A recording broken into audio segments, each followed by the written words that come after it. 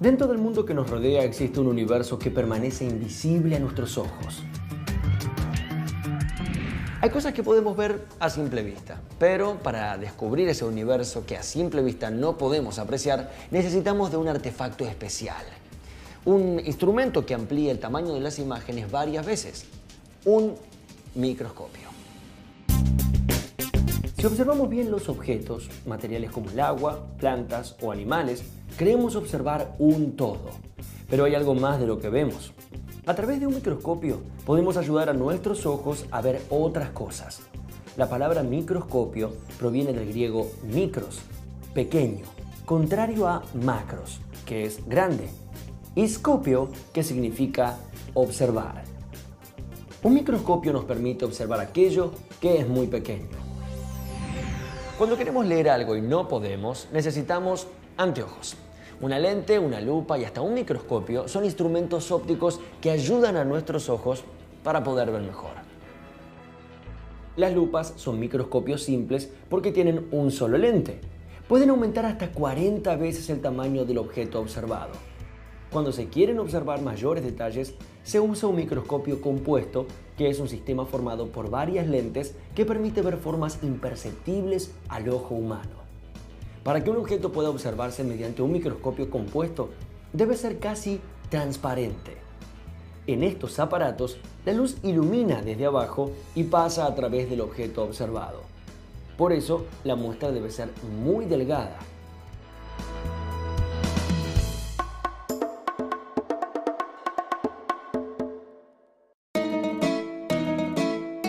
Hace más de 2000 años, los griegos y romanos también utilizaban lentes para ampliar las imágenes. Además de cristales de cuarzo tallado, utilizaban como lentes esferas de vidrio llenas de agua para observar las partes externas de un cuerpo enfermo. El microscopio compuesto fue inventado en el año 1590 por Hans y Zacharias Hansen de Holanda. Zacharias, hijo de Hans Hansen, descubrió que si se superponía una lente con otra, esto contribuía a aumentar el tamaño de la imagen observada. Hansen descubrió que dos lentes juntas aumentaban más que una. Así, hacia el 1600, Galileo Galilei utilizaba cristales de aumento en un tubo de plomo o cartón construido por él mismo para estudiar el cielo. Claro que era más parecido a un telescopio, ya que Galileo buscaba ver más allá de los astros y los cuerpos que hay en el espacio. Muchos investigadores enterados del descubrimiento construyeron sus propios microscopios. Un ejemplo de ellos fue un curioso y entusiasta vendedor de telas holandés, Anton van Leeuwenhoek, que vivió entre 1632 y 1723. Fabricó microscopios de mano que eran paletas rectangulares en cuyo centro colocaba lentes de aumento delicadamente pulidas como lupas. Las usaba para observar mejor las tramas de las telas que vendía. Leeuwenhoek fue el primero en observar microorganismos en una gota de agua y dibujarlos. En 1665, el científico inglés Robert Hooke descubrió mientras observaba al microscopio que el corcho está formado por unidades huecas, una al lado de la otra como las celdas de un panal de abejas, y las llamó células. Con Leeuwenhoek y sus microscopios nació la microbiología, el estudio de los microorganismos. A esta ciencia se dedicó hacia 1850 el químico francés Louis Pasteur, quien realizó grandes avances en biología. Hasta Pasteur creía que los microbios se originaban en alimentos podridos, pero él logró demostrar que es al revés. Los microbios están en el aire y cuando caen sobre alimentos, los pudren. Sin dudas, este invento permitió al hombre conocer un verdadero mundo oculto.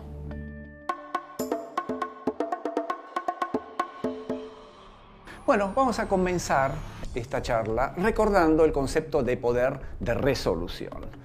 Es un concepto muy importante, muy relacionado con la vida diaria, pero que en general no se conoce. Y empezamos, antes de la descripción del microscopio electrónico, con la definición de poder de resolución en el caso óptico. Nosotros todos leemos normalmente, observamos dibujos, observamos televisión, Y en realidad el concepto de poder de resolución está incorporado, aunque no lo conocemos. El ejemplo típico es este. Leemos a 30 centímetros normalmente de distancia. Vemos un dibujo a 30 centímetros de distancia, que es una magnitud que se llama distancia de visión distinta. Y la pregunta es esta: ¿cuál es el mínimo detalle que yo puedo observar, distinguir a 30 centímetros, de tal manera que se vea efectivamente definido como un único detalle? Un ejemplo de poder de resolución es este. La regla milimetrada que tenemos todos los días en el trabajo está dividida en milímetros. Por lo tanto, podemos decir, el milímetro lo vemos. Nuestro poder de resolución ciertamente es mejor que ese milímetro. Algunas reglas tienen incluso el medio milímetro, una rayita más pequeña. La vemos a 30 centímetros, ¿no es cierto? Nuestro poder de resolución es mejor que medio milímetro. Y la pregunta es esta: ¿hasta cuánto podemos subdividir ese milímetro de tal manera de seguir viendo rayitas? Muy bien, entonces si queremos superar esa limitación del ojo y ver detalles más pequeños que esa décima de milímetro, tenemos que recurrir ya a un instrumento. El más simple es la lupa, es el microscopio óptico más simple. La lupa es una lente convergente que me permite superar esa limitación que tiene el ojo de la décima de milímetro. Una combinación de lentes convergentes es lo que conocemos hoy como microscopio óptico. Existe una gran variedad de microscopios ópticos que ofrecen diferentes posibilidades, pero todos tienen en común una organización básica similar. Un microscopio está formado por una parte mecánica y una parte óptica. La parte mecánica ofrece el soporte o apoyo a la parte óptica. Consta del pie o base, el brazo que, según el modelo, puede balancearse o no, la columna que contiene las lentes y la platina, que es una especie de plato con un orificio en el centro que deja pasar la luz. Allí se apoya la muestra. La parte óptica consta de dos tipos de lentes. La primera es la lente ocular, donde el observador coloca el ojo. A veces hay dos oculares y entonces el microscopio es binocular. Pero si solo consta de una lente ocular, el microscopio es monocular. El otro tipo de lentes son las objetivos. Están cerca del objeto o muestra a observar. Esta lente aumenta el tamaño de la muestra y el ocular, a su vez, aumenta el tamaño que da el objetivo. Por eso, para calcular el aumento total con que vemos un objeto, se multiplica el número que indica el objetivo por el del ocular, y entonces se obtiene el aumento completo. El número de objetivos depende del tipo de microscopio, pero generalmente tiene 3 o 4 que se hallan montados en un disco giratorio llamado revólver. Si el microscopio tiene una fuente de luz incluida, debe ubicarse cerca de un tomacorriente. Los microscopios sin fuente de luz incluida poseen un espejo que refleja la luz proveniente de una fuente luminosa cercana. Un condensador debajo de la platina concentra la luz en el objeto que se quiere observar. No todos los microscopios escolares poseen el condensador. El paso de la luz se regula con el dispositivo ubicado también debajo de la platina llamado diafragma, que es un orificio de tamaño regulable y posee una palanquita que permite que se cierre o se abra totalmente. Sobre la platina se coloca lo que se quiere observar y para enfocar la imagen se acerca o aleja el objetivo de la muestra girando el tornillo más grande o macrométrico. Cuando la imagen aparece, se mejora su nitidez moviendo el tornillo pequeño o tornillo micrométrico. El microscopio, inventado hacia el 1600, es un instrumento que nos permite observar objetos que son demasiado pequeños para ser percibidos a simple vista. Repasemos las partes que lo componen. El sistema mecánico está constituido por una base o pie, la columna que sostiene las lentes y la platina que permite el paso de la luz. El sistema óptico comprende dos tipos de lentes, la lente ocular y la del tipo objetivo. Su función es aumentar el tamaño de la muestra a observar. Y por último, vemos el sistema de iluminación que a través del condensador y el diafragma permite reflejar, transmitir y regular la cantidad de luz necesaria para efectuar la observación a través del microscopio. Para hacer nuestras primeras experiencias del uso del microscopio y aprender cómo se utiliza este, vamos a leer el diario. En realidad vamos a utilizar un pedacito de diario. Primero se coloca una gota de agua en el portaobjetos o vidrio rectangular que se utiliza en estos casos y se apoya en él un pedacito del recorte del diario. Se coloca el portaobjetos sobre la platina y se lo sujeta con los ganchos. Se gira el revólver para colocar la lente objetivo de menor aumento. Siempre es conveniente empezar con el menor aumento para tener una imagen completa. Se mueve el espejo hacia la luz hasta que, al mirar por la lente ocular, se vea bien iluminado el campo óptico o círculo de la lente ocular. Mientras se mira de costado el objetivo, se debe mover el tornillo macrométrico y se acerca dicha lente al preparado lo más posible, sin golpear la muestra con el objetivo a medida que baja. Para mejorar la nitidez de la imagen observada, se hace girar muy despacio el tornillo micrométrico. Al mirar la letra por el microscopio, observaremos que la imagen se forma invertida.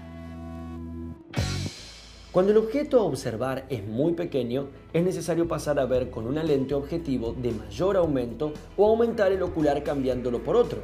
Pero no se saca el preparado, porque si no, se desenfoca. Solamente se gira el revólver para posicionar la otra lente objetivo con mayor aumento y se mueve el tornillo macrométrico para que baje la platina. Así se vuelve a ajustar el enfoque. Hasta estar entrenados en el uso del microscopio es conveniente hacer varios preparados sencillos. Por ejemplo, una gota de agua de un charco. En este caso es necesario colocar por encima un delgado vidrio llamado cubreobjetos. El cubreobjetos apresa la muestra a observar o impide que el objetivo se introduzca en ella, la derrame o destruya. Las burbujas al microscopio se observan como bolitas de borde grueso, casi como bolitas de acero muy brillantes. Distorsionan la imagen.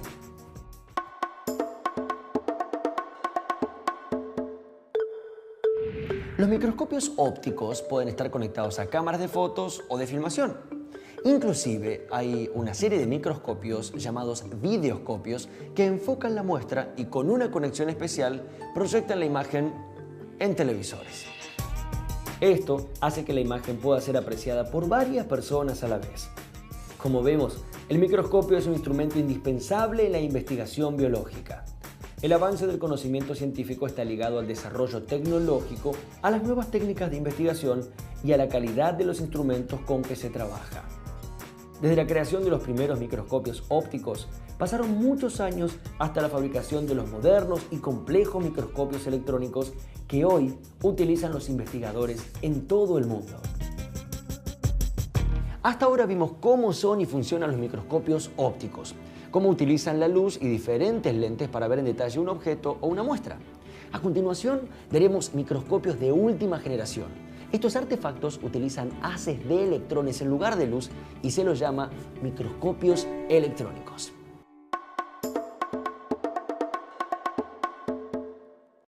¿Por qué vemos cosas en estos microscopios que en los ópticos nos resulta mucho más difícil o hasta a veces imposible? Una de ellas es por el poder de resolución que tienen estos equipos. Y los microscopios ópticos de hace 150 años en realidad resolvían ya lo que resuelven los microscopios ópticos de hoy en día. Con esto se quiere decir que la limitación en el poder de resolución de un microscopio óptico no está dado por la construcción, la manufactura de mejores o peores microscopios. La limitación ahora de un microscopio óptico está dada por la física. Todos sabemos que la luz es una onda electromagnética que se propaga en el espacio a la velocidad de la luz, cuya longitud de onda es del orden del micrón. Y acá definimos esta nueva cantidad. Micrón, millonésima de milímetro. Entonces, el poder de resolución de un microscopio óptico aún moderno está dado por la física, está dado por la longitud de onda de la luz con la cual estamos observando. Las bacterias, microorganismos que fueron estudiados desde el año 1700 tienen dimensiones del orden 10-20 micrones y efectivamente entonces se pudieron observar desde hace 200-300 años. Ahora, si queremos observar la naturaleza en otra escala, por ejemplo la de los virus ya tienen dimensiones mucho más pequeñas que ese micrón o medio micrón. Entonces ahí sí es necesario recurrir a instrumentos que me permitan obtener imágenes, pero no utilizando luz. La luz ya cumplió su misión. Con la longitud de onda de medio milímetro, micrón o un micrón, ya nos pone un límite. Tenemos que diseñar instrumentos en base a otra radiación que no sea luz. Y esta es entonces la generación de microscopios electrónicos. Cuando la longitud de onda de la luz no alcanza para distinguir dos objetos, usamos la radiación de los electrones. ¿Cómo se generan estos electrones? Bueno, en el extremo superior de todo microscopio electrónico hay un filamento de tungsteno que al hacerle circular corriente genera electrones. Estos electrones son acelerados a través de una columna a un kilovoltaje alrededor de los 25 kilovolts e interactúan con la muestra. Al interactuar con la muestra se generan una determinada cantidad de señales, entre ellas las que llamamos los electrones secundarios. Los electrones secundarios se generan en la parte superior de las muestras, por lo que nos dan información sobre la topología de la muestra. ¿Cómo hacemos que estos electrones recorran la columna del microscopio? Bueno, hay una serie de lentes magnéticas, que no dejan de ser bobinas, que obligan a los electrones a mantener una determinada trayectoria hasta que llegan e interactúan con la muestra. Al tener una longitud de onda mucho menor que la de la luz, hace que el poder de resolución, es decir, esa capacidad de que dos puntos sean efectivamente dos puntos y no uno solo gordo, sea mayor. Otra ventaja que tienen los microscopios electrónicos de barrido es lo que llamamos la profundidad de campo y la profundidad de foco, y es la capacidad de tener puntos a distintas alturas, todos en foco. Entonces, cuando uno ve, por ejemplo, una superficie de fractura, puede ver los puntos que están más arriba y los puntos que están por debajo, las crestas y los valles de una fractura. La imagen se proyecta en una pantalla como la de un televisor o de una computadora. Los microscopios electrónicos también sufrieron cambios y evolucionaron. Pasaron de ser enormes artefactos que ocupaban una habitación completa hasta ser equipos de mesa conectados a las computadoras. Los mejores microscopios ópticos aumentan casi 2000 veces las imágenes. En cambio, un microscopio electrónico supera el 1.000.000 de veces de aumento. Esta enorme capacidad de aumento permite conocer en detalle, por ejemplo, las estructuras celulares. Mientras que el microscopio óptico ofrece una imagen plana, algunos microscopios electrónicos, denominados de barrido, producen imágenes tridimensionales. Los microscopios electrónicos no solo multiplican el tamaño de las imágenes, sino también multiplican nuestra posibilidad de aprender.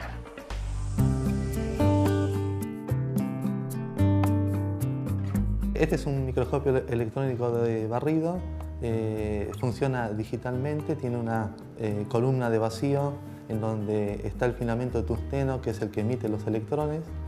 En esa columna van las muestras en la platina, y cuando el equipo entra en vacío se enciende el filamento. Esos electrones son captados por un detector de electrones secundarios, que es la unidad que manda la señal al monitor para observar las muestras.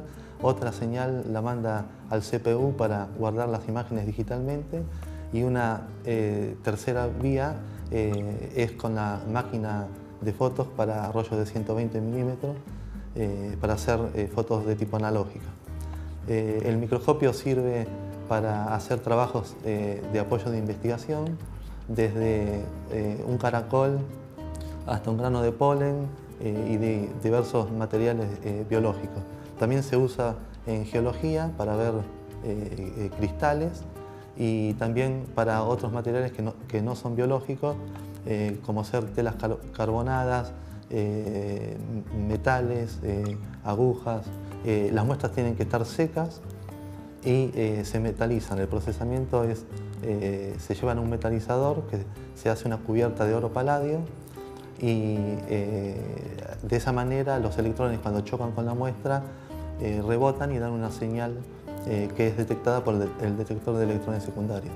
Hay microscopios que funcionan de bajo vacío, que funcionan sin metalizar las muestras, que son microscopios ambientales, pero el nuestro, que es un microscopio de alto vacío, requiere que las muestras estén metalizadas. Muy pocas veces se trabaja con alguna muestra no metalizada, en el caso de algún fósil, porque bueno, no se puede, si queda cubierto con esa cubierta de oro paladio, digamos, el material se arruina, y como son exclusivos, son piezas únicas, digamos, no se pueden deteriorar, ¿no? O sea, hay material de colección que hay muchos ejemplares y se puede seleccionar alguno para metalizarlo y se tiene el resto para otros estudios. Pero en el caso de los fósiles, a veces se ve sin metalizarlos, pero los electrones cuando chocan con la muestra tiene que ser metálica para dar una buena señal, si no, no dan una buena señal. Como acabamos de ver, existen dos tipos de microscopios electrónicos: el de barrido, también denominado scanning, y el de transmisión. La característica principal de los microscopios electrónicos es que usan haces de electrones para formar una imagen y no luz, como en el caso de los microscopios ópticos. Esto les permite tener una mayor profundidad de campo de las muestras a observar. En el caso de los microscopios de barrido, la muestra debe ser recubierta con una capa de metal delgado para ser barrida con electrones que son enviados desde un cañón. Estos microscopios solo pueden ofrecer imágenes en blanco y negro, puesto que no utilizan la luz. Un detector mide la cantidad de electrones enviados que arroja la intensidad de la zona de muestra, siendo capaz de mostrar figuras en 3 dimensiones proyectadas en una imagen de TV. Por su parte, el microscopio electrónico de transmisión emite un haz de electrones dirigido hacia el objeto que se desea aumentar. Una parte de los electrones rebotan o son absorbidos por el objeto y otros lo atraviesan formando una imagen aumentada de la muestra. El objeto observado puede ser visto hasta 1.000.000 de veces más grande que su tamaño original. Este avance tecnológico fue acompañado por el desarrollo de otras ramas de la ciencia, la física y la química. La física mejoró la calidad de las lentes utilizadas en los microscopios ópticos y en el sistema de transmisión de electrones que permiten formar las imágenes. La química desarrolló diversas sustancias colorantes que son utilizadas para teñir las muestras a observar. Esto permite diferenciar mejor las estructuras internas de las células que, en general, son incoloras. Con los actuales microscopios electrónicos se pueden observar a las células en 3 dimensiones, analizar en detalle sus estructuras internas e interpretar a partir de sus observaciones lo que ocurre en su interior.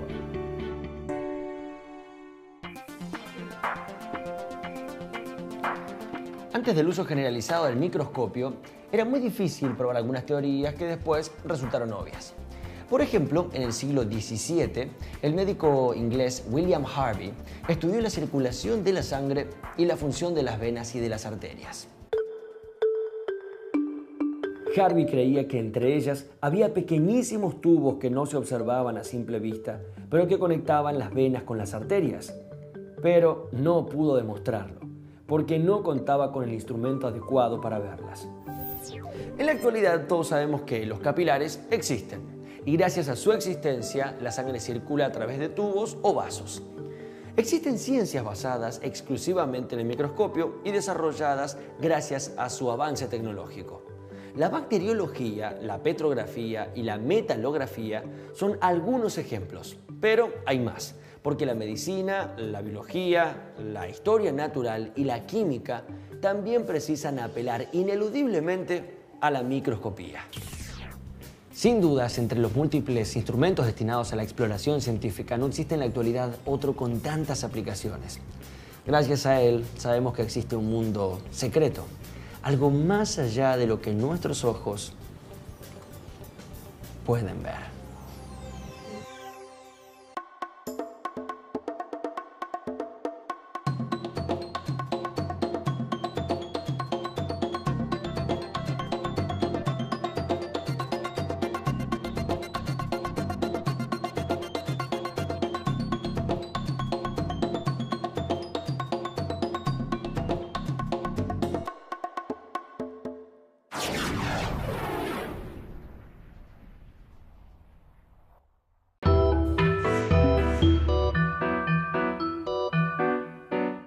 rectangulares en cuyo centro colocaba lentes de aumento delicadamente pulidas como lupas. Las usaba para observar mejor las tramas de las telas que vendía. Leeuwenhoek fue el primero en observar microorganismos en una gota de agua y dibujarlos. En 1665, el científico inglés Robert Hooke descubrió mientras observaba al microscopio que el corcho está formado por unidades huecas, una al lado de la otra como las celdas de un panal de abejas, y las llamó células. Con Leeuwenhoek y sus microscopios nació la microbiología, el estudio de los microorganismos. A esta ciencia se dedicó hacia 1850 el químico francés Louis Pasteur, quien realizó grandes avances en biología. Hasta Pasteur creía que los microbios se originaban en alimentos podridos, pero él logró demostrar que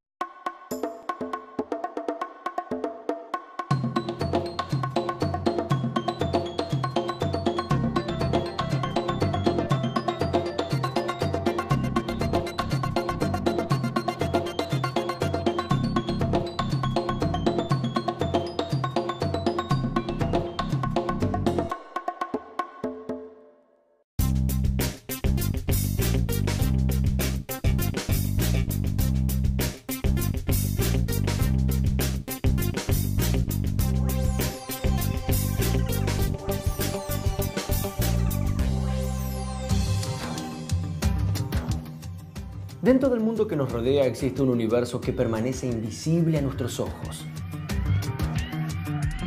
Hay cosas que podemos ver a simple vista, pero para descubrir ese universo que a simple vista no podemos apreciar, necesitamos de un artefacto especial.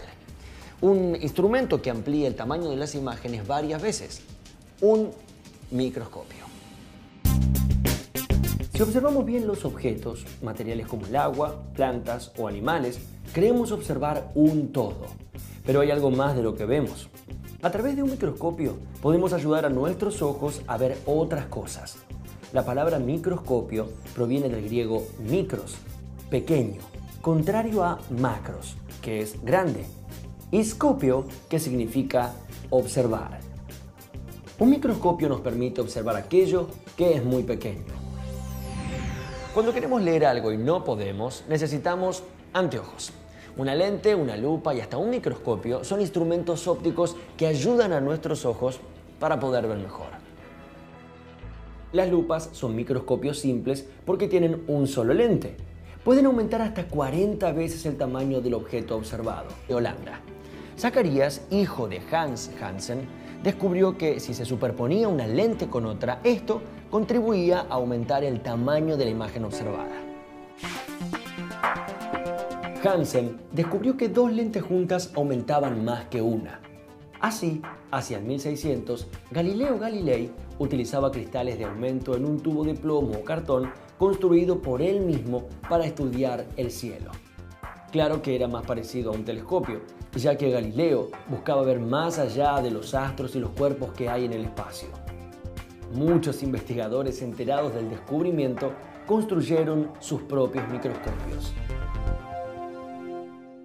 Un ejemplo de ellos fue un curioso y entusiasta vendedor de telas holandés, Anton van Leeuwenhoek, que vivió entre 1632 y 1723.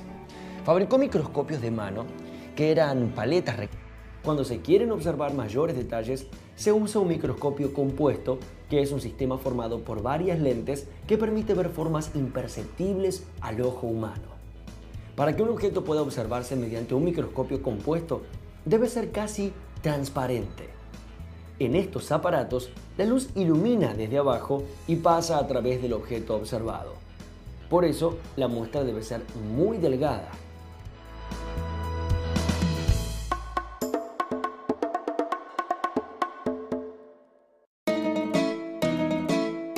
Hace más de 2000 años, los griegos y romanos también utilizaban lentes para ampliar las imágenes.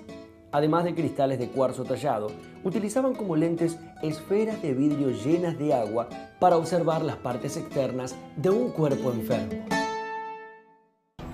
El microscopio compuesto fue inventado en el año 1590 por Hans y Zacarías Janssen.